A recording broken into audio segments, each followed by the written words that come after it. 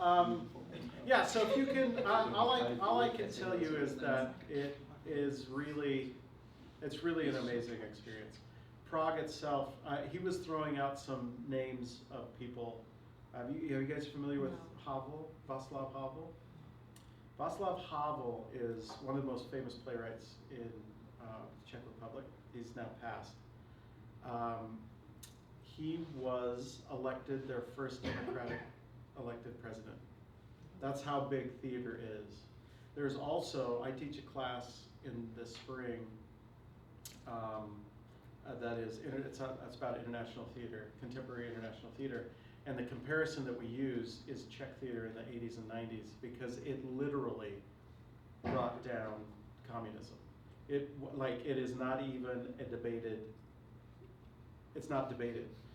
The theater practitioners and the way that theater was is so heavily influencing the rest of the community, it literally was the thing that brought it down.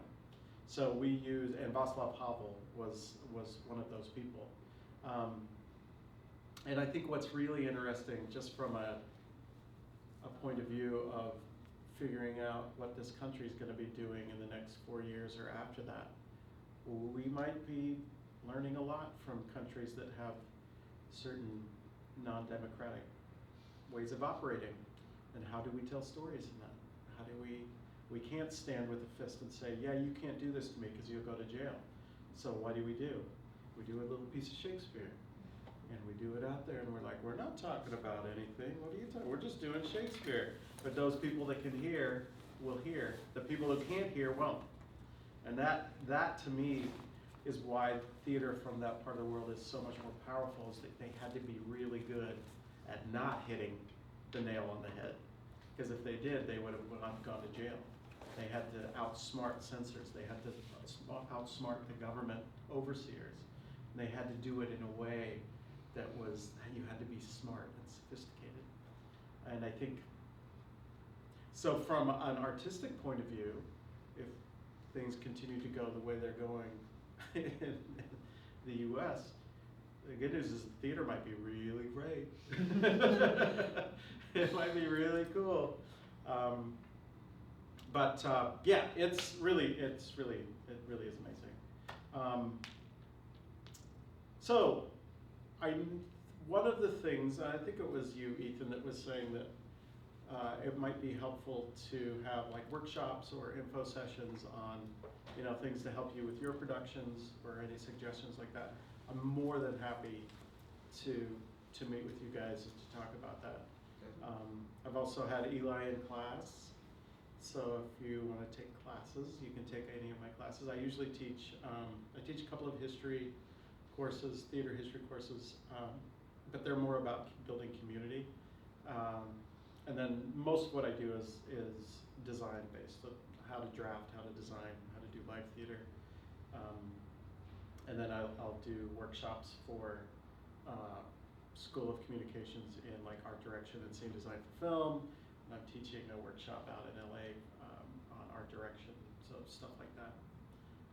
But more than happy to do that. And we have, you want to introduce yourself? Hi, I'm Rebecca. I'm a stage management student at BU, and also John's I don't know if you describe me. It's scribe. You're my scribe. Is that what you said? Yeah, I'm your scribe. I have a scribe. That's how important I am. I have a scribe. Why was I going to pick on you, Rebecca? I don't know. Oh, so Rebecca's stage manager. She's studying stage management. She's and it's very, and you probably can appreciate this. There is a difference between a vocation and an avocation, right? And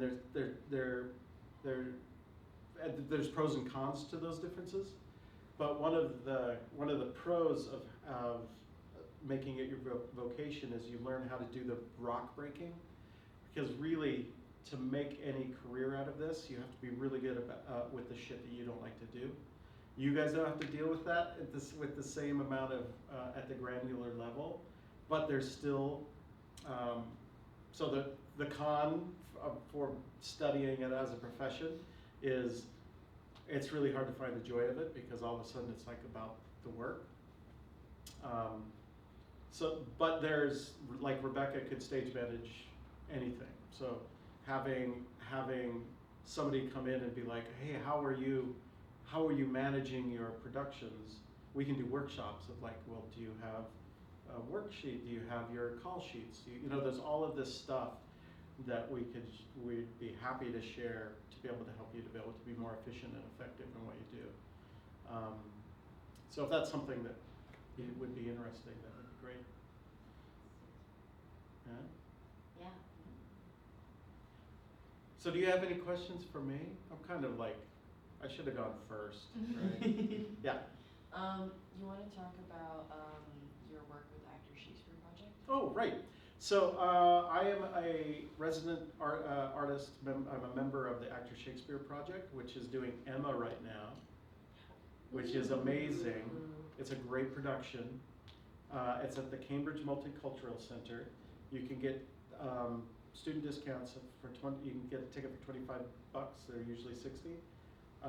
And every show, 20 tickets are only $20.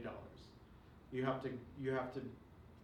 It's first come first serve with those, but you're looking at a $20 to $25 ticket, which is pretty amazing. The great thing I love about working with Actor Shakespeare is they approach the work again, like I kind of was waxing on poetically about what I think theater can do. They do that. It's not like I'm a set designer, but I'm not. I'm a theater maker with them. So I get in the room, and if I'm like we're doing the piano lesson, and this is the 4th August Wilson show that we've done, and they're all in Roxbury, which is predominantly the area of the city that's predominantly African American, and that's the highest grossing productions that they've ever done were those 4 August Wilson ones in that neighborhood, because people want to hear these stories. And the Actor Shakespeare will go. They just moved out to Watertown, and there's a theater out there, but they're still an itinerant. They want to take theater to the communities that they're going to be doing. But Emma's really great. I saw it on Sunday? I think so. It's really fun. It's really fun. It's really obnoxious and over the top, and you're sitting right on top of the action because it's not a theater. It's this big old, used to be a courtroom. So the room does a lot of the lifting for you. It's really amazing.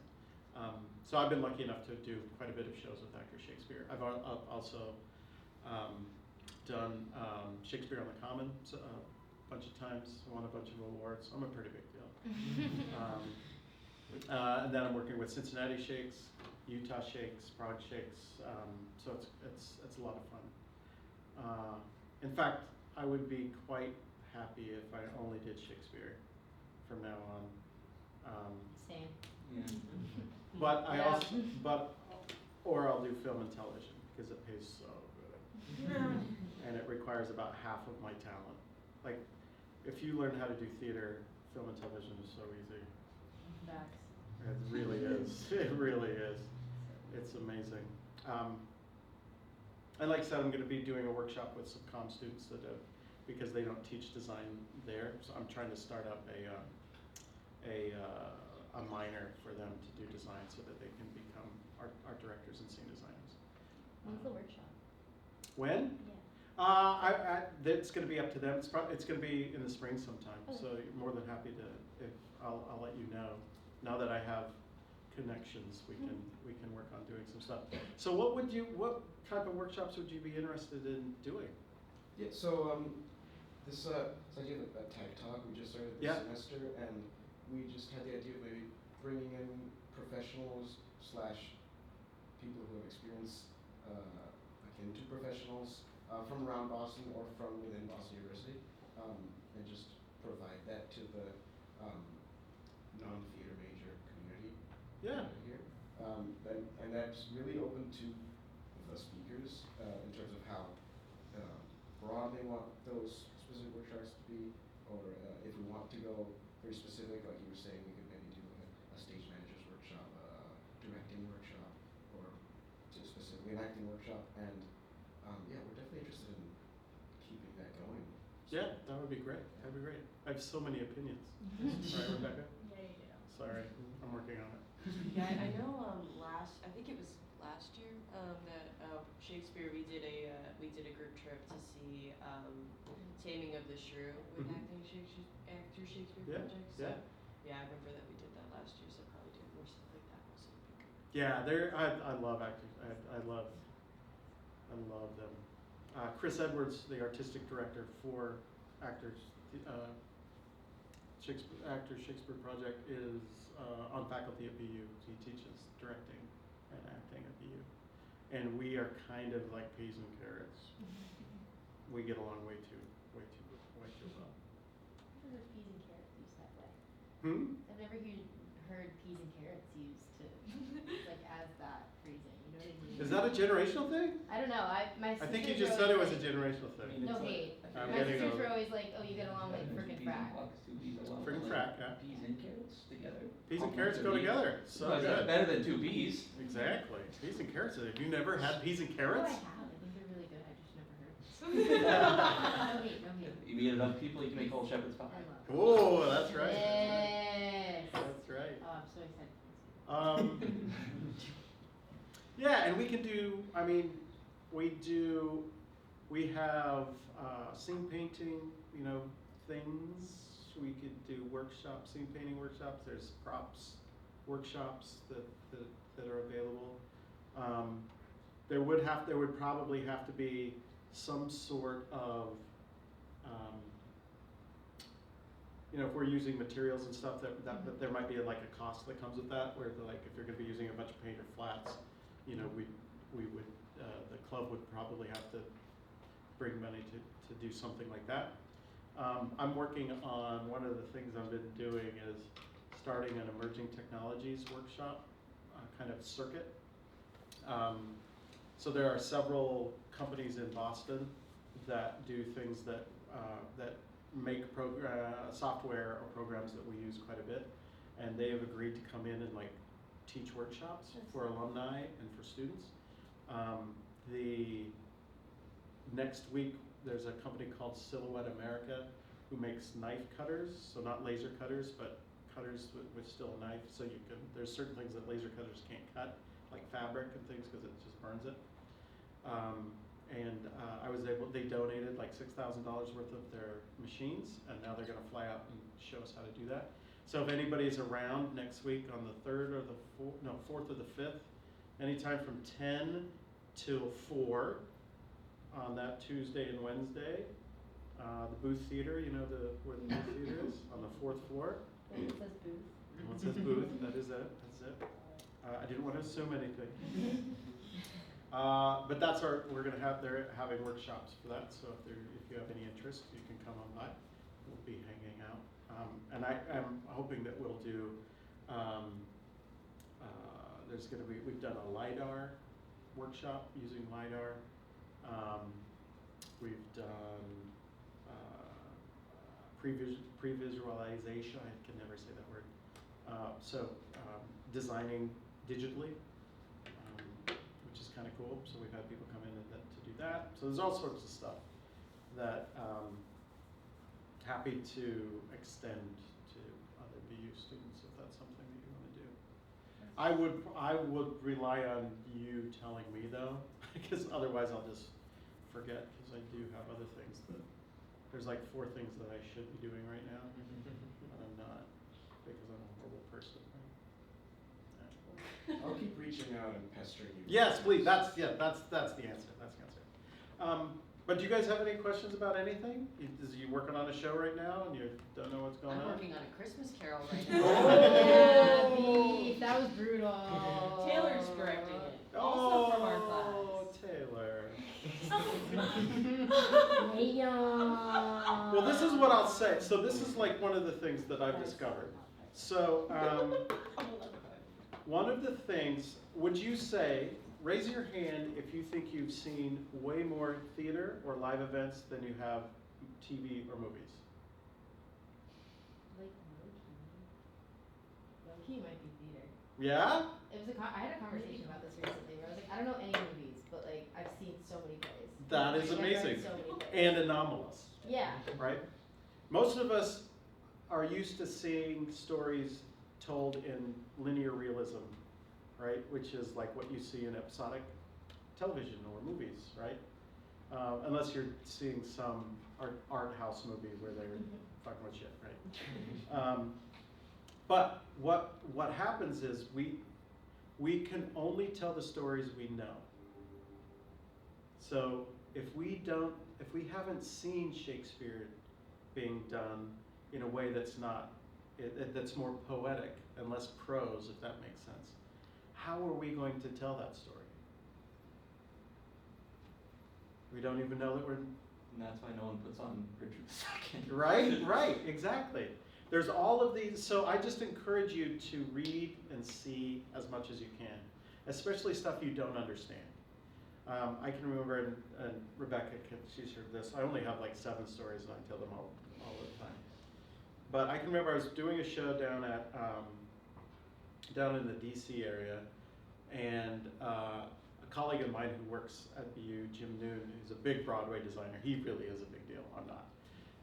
But he had just done, I ran into him, he had just done Jekyll and Hyde on Broadway at Scenic Design. That I kind of geeked out about that when I first met him, I'm not gonna lie.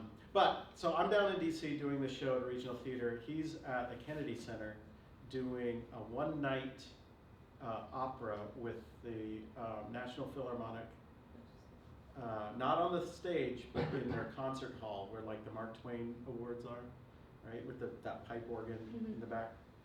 And it's just got all of the best opera singers in the whole world, and it's being headlined by one Patti LuPone. And he was also working at with Arena Stage doing a Shakespeare. So he was in DC, but he was over there. So he's like, can you just take this show for me and just get it on stage? And I can remember like, yeah, okay, I can do that. That'd be fine. Why am I telling the story? What were we talking about? Where is this coming from? I have no idea. Tell me more about Patti LuPone. Patti LuPone's amazing. First of all, she comes out, she calls, and everybody knows Jim here as Jim. Everybody in New York, it's Jimmy. And he's like 60 years old, but he's always Jimmy. And he's very boyish. He looks very young. But it's always Jimmy, so Patti LuPone comes out.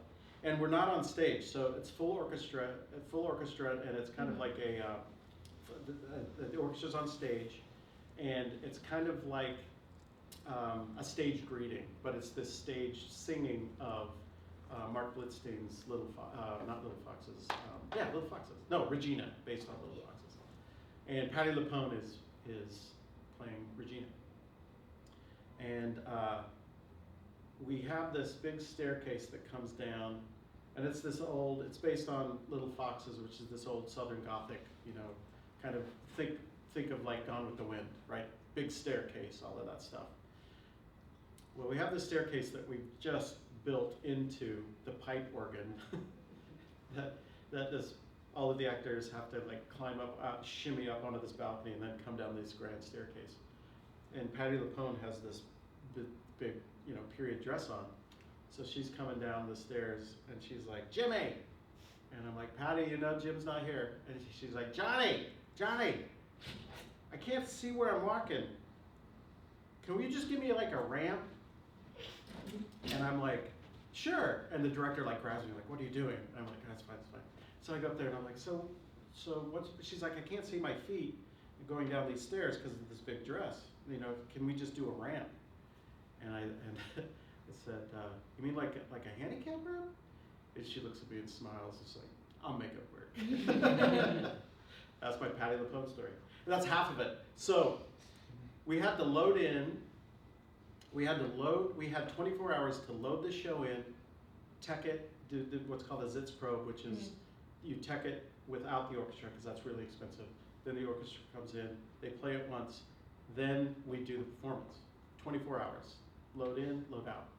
While we're there, the King of Sweden, which I didn't even know was a thing, just happened to be in town with the Swedish Philharmonic and was like, I would like to watch them play. So the Kennedy Center is like, That's fine. We'll have you come in, you do that. We'll just push this off so they have 16 hours to do this. So we lost like 8 hours. Still, they're like, yeah, you're still going to open when they're going to open, but now you only have 16 hours. So if you're familiar with Blitzstein, he's a really technical composer. It's really hard music. So we get into the Sitzprobe, and it's the first time the singers have been with the orchestra, and we kind of bumpily go through it. But this is our one time. This is like the one time before we're doing the performance. We go through it. Everybody, the maestro's like, I need more time with them. I need to just work with the orchestra. And the director's like, the singers need actually more time with the orchestra. We can't have both. Can't be the orchestra practicing, because we can only do one. Like we have like 4 hours left before we're doing the show. And the maestro's like, well, this is really difficult, and I need to work with this orchestra. And Patti LuPone, and this is one of the things that was really, because you hear about divas and all of that stuff.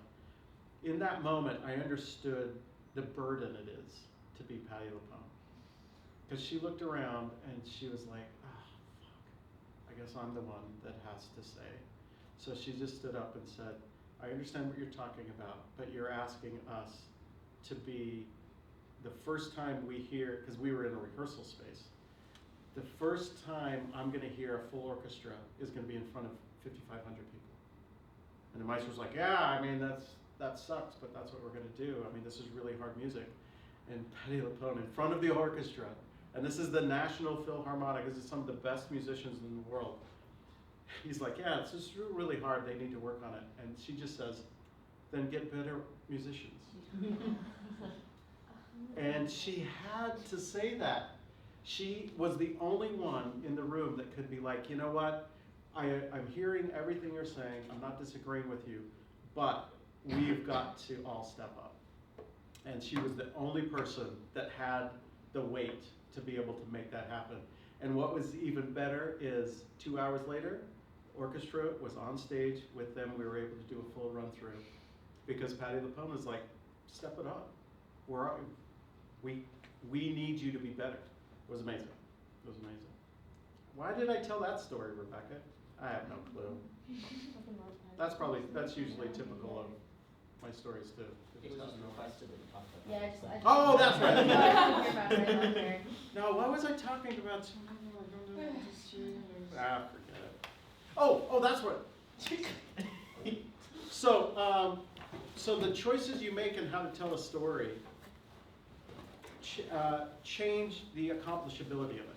So we know that our story, we're used to seeing linear realism with all of the details, right? Like think of a Coen movie. We'll see you. You know, all of the details, all of everything, everything is in place, right? We're used to that type of storytelling. I call that prose, right? So that's like when you read a novel, like when you read Tolstoy or something. All of the information is there, right? And that's what makes good writers really good, is because you're like, oh man, I'm sitting on the bank of the Seine. I can feel the spring sun on my face. But as producers of theater, if we're going to tell that type of story, one, it's the most expensive way to tell a story. And two, it's the only way where we can get it wrong. Because if we're not, we can spend all this money on architecture and building the room and having this furniture, but someone's going to sit there and say, that's actually Louis XIV, that's not Louis XIII. This is horrible, right? You can be wrong. We can be wrong. So one of the things I would suggest is trying to step away from that prose and look for more poetry.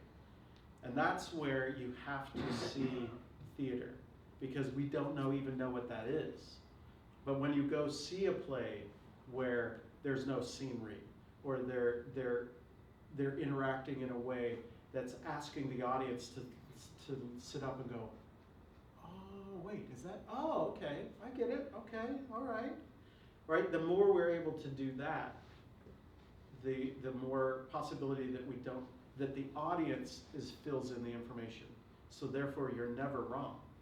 So if we can invite the audience to include their imagination with just enough, they will see the world that is right to them. And you cannot be wrong. You just can't, because you're not trying to be something else, right? Does that make sense? Mm-hmm. So that's the first thing I would say is when you're doing these shows, you're gonna have an idea of what this looks like. And most of the time that's gonna be in that linear realism. So that's why you need to go to like the MFA and the ICA, and you need to see modern art and try to understand what that is. That's why I was telling the stories in DC. So I'm in DC. This is, oh, it's all coming together. I'm in DC doing this thing with Patty LaPone, right? And Jim, my friend or colleague, says, hey, there's this artist. He's a light installation artist. His name's Dan Flavin. He's doing this installation at the Modern Museum in DC. If you got any time, you should go see it. It's amazing. So I'm like, oh, he's a smart person. I will go. I have a day off. So I go down there and I'm walking around.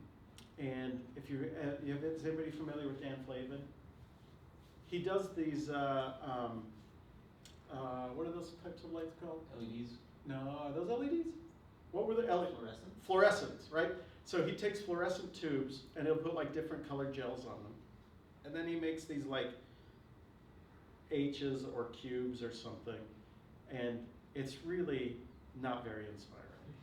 So I walk through this whole thing and I'm looking at this and I'm like, I do not get this. This looks really dumb. This is like, there's an H and it has lights. I'm like, okay, I get that. So then I thought, you know what? Jim, I know, is very smart. I know that this museum's very smart. What is it that I'm missing? What is it about this that I'm not seeing? So I said, I have all day. I'm not leaving until I have a better understanding of this.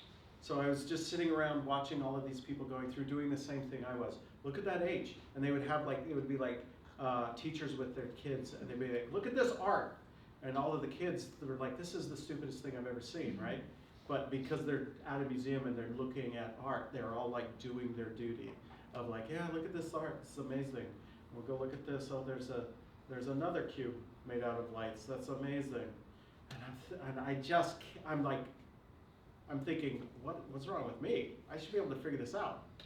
And so I'm watching, and there's these students and teachers, and the teachers are all, look at this boring stuff.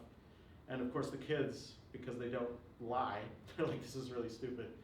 But then I hear this one kid, so she's like, come look at this art. And then I hear out of my peripheral, this kid saying, look at this, hey, look at this. And everybody's saying, look at that. And so I turn over and there's this little kid and he's got his back to the installation and he's looking at the wall. And what he's discovered is the arrangement of those lights creates this matrix of shadows that the closer and farther away you get from the wall, it has all of these colors of shadows and they expand and contract. The whole exhibit was about the exact opposite. It wasn't about the installation, it was about what that installation did on the back wall. And nobody but this little 5-year-old kid solved it. So then once I discovered it, I went through it again and it was amazing. But sometimes you have to sit with something, right? You can't always take it from face value. You have to argue with it. And that's all my story. Sorry. Are you ready to go? I just have work, but I'm. Where do you work? I lifeguard at the gym. Oh, nice. You saved any lives lately? Yeah, Yeah? actually, this kid almost drowned, but he's fine. No. I just grabbed his noodle. His styrofoam noodle. Yeah, his flotation device. Thank you. I think we all know that. Creeps. Anyway, yeah, exactly. But But anyway, so I'm happy to talk to you. So if you're working on shows, I can help you to like a way into it. I might encourage you to go to the because we all get into ICA for free, and Elizabeth Stewart and the MFA, right? Yep. And the MIT Museum is one of my favorites. The MIT Museum is amazing. But happy to do that and to help you guys out with that. That would be great. Can I say, Emma is the most incredibly narcissistic piece of literature I've ever read, intentionally narcissistic. Yeah. And to have that put on stage sounds incredible. You guys have to see this. Well, and you will love it because they really, because this is an adaptation by Kate Hamill, and they are, so Emma is annoying and overbearing in the novel. It's like up to a level, it's amazing. It's really great. It's really a good production. I'm kind of pissed that I passed on designing it. So it's good. But I'm not a big Jane Austen fan. Thank you for coming in, Jon. Yeah. Yeah, Thank you so much for listening. Yeah, hopefully we'll do something more, right? Yeah. Yeah. I really